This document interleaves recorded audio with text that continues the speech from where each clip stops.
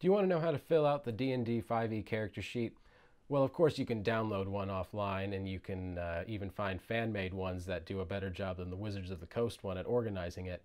But assuming you don't have a printer around, or if you don't want to waste the money on ink, or maybe you just don't want to go through the trouble of finding someone to print it for you, this is a guide that'll teach you how to do it with just some pen and paper. Basic info. On the very top of your character sheet, you're going to put all of the basic info about your character. This is stuff like your character name, your race, your class, alignment, and the number of experience points that you have. This is some of the most important info that you'll need, and you'll need to know it a lot about your character, and more importantly, your DM will need to reference this a lot. So put it up at the top for this very reason. If you're just beginning to create your character and you might not know their name or some of the finer details like height and hair color and stuff yet, you can always save that for later. That's definitely not necessary to do right now.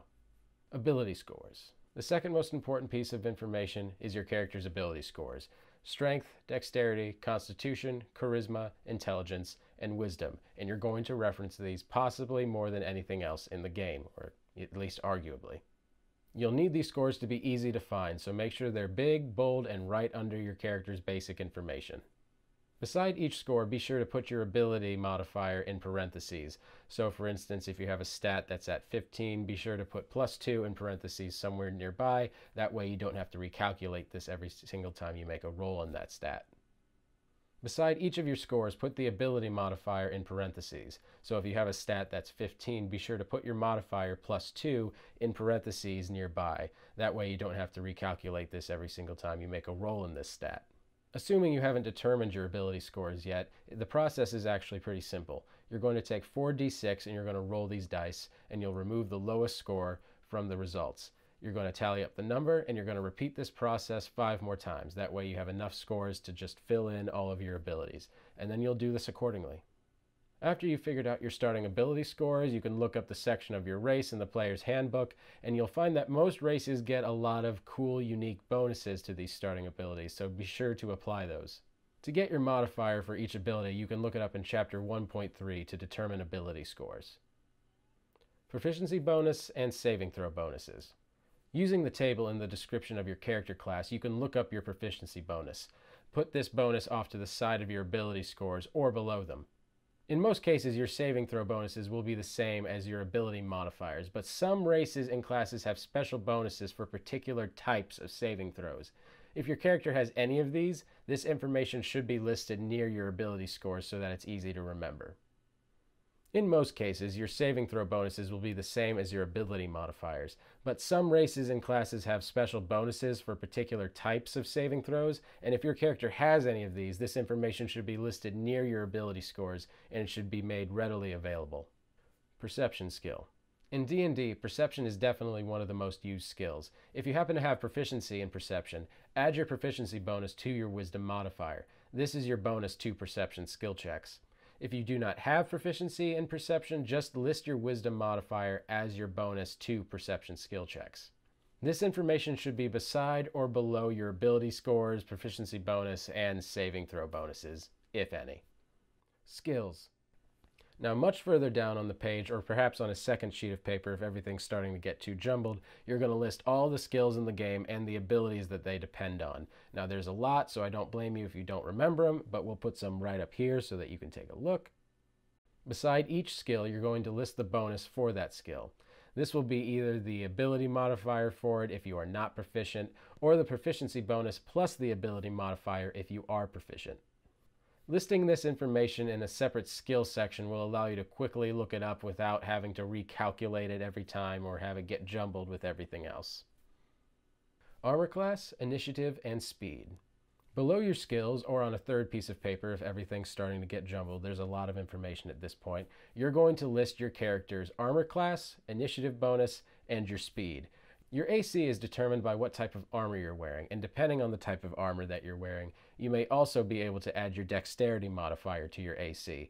Your initiative bonus, however, is your dexterity modifier, plus whatever extra initiative bonus that you may have gained through racial abilities, spells, feats, etc.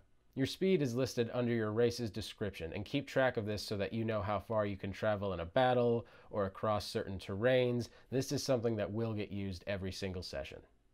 Hit points, attacks, and offensive spells. Look up your race's description to determine how many hit points you start off with. List this as maximum hit points, and then next to that you're going to put current hit points. And this is a section that's going to be erased a lot, so I recommend you make it bigger so that this doesn't get so messed up after you do it repeatedly. In battle, both of these pieces will be used constantly. In a separate section, list all of the major attacks that your character has. This can be anything from weapon attacks, special abilities that do damage, spells, a combination of the three, you name it. For each attack, list the attack roll bonus, damage dice, and damage type. In a separate section, list all of the attacks that your character has available to them. These can be things like weapon attacks, special abilities, or spells, and a combination of the three. For each attack, though, you're going to want to list the attack roll bonus, the damage dice, and the damage type. Spells and spell-related scores. If your character is a spellcaster, list the spells and spell-related scores on a separate sheet of paper. You'll notice that becoming a spellcaster automatically makes you do more paperwork. At the top of this sheet, write down your character's spellcasting ability, attack bonus, and their save DC. Your spellcasting ability depends on your character's class. For example, if your character is a bard, you're going to be using your charisma as your spellcasting ability. But if you're a wizard, it's going to be intelligence. Your character's spellcasting attack bonus is his proficiency bonus plus their ability modifier. For example, if a bard's proficiency bonus is +2 and their charisma modifier is +2, his spellcasting attack bonus is +4. This math is easily applied to any class across the board. Your character's spell save DC is their spellcasting attack ability +8, and you're going to want to write this formula out so that you don't have to recalculate this every single time. It will save you a lot of time in the long run.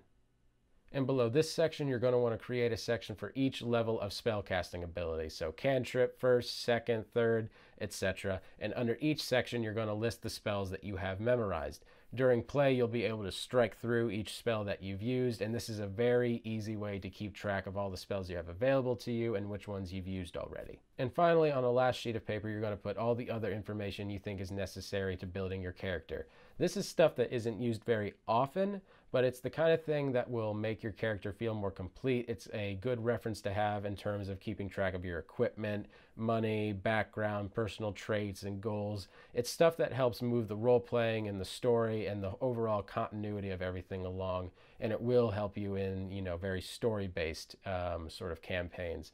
But this is definitely stuff that won't come up in your checks, and this can really just be as much as you want. We'll list some other things that you might want to keep on this sheet of paper as well. Now, what should you use to make your D&D character sheet? Up until this point, we've definitely assumed you've been doing this on a piece of paper with a pencil, but if you want to use your laptop, your PC, assuming that's close by, or a tablet, it's very easy to use a notepad app or something along the lines, or even a specially made D&D app that will help you keep track of this sort of thing. There's plenty of options out there that you don't even have to pay for. Practically anything can be used to record a D&D character sheet, and none of it costs you anything else, and it won't suck your printer ink all the way dry. Now, obviously, using a character sheet is very nice. It's very laid out, and there's a lot of fan-made ones that do an even better job at organizing everything and making it look pretty and stuff like that. But not everyone has the ink, not everyone has a printer, and not everyone wants to make a character sheet for someone that's probably going into a scrub campaign. I hope this video has been helpful for you, especially you newcomers out there. My name is Patrick Ferguson. I'm with Skull Splitter Dice, and I'll see you guys next time.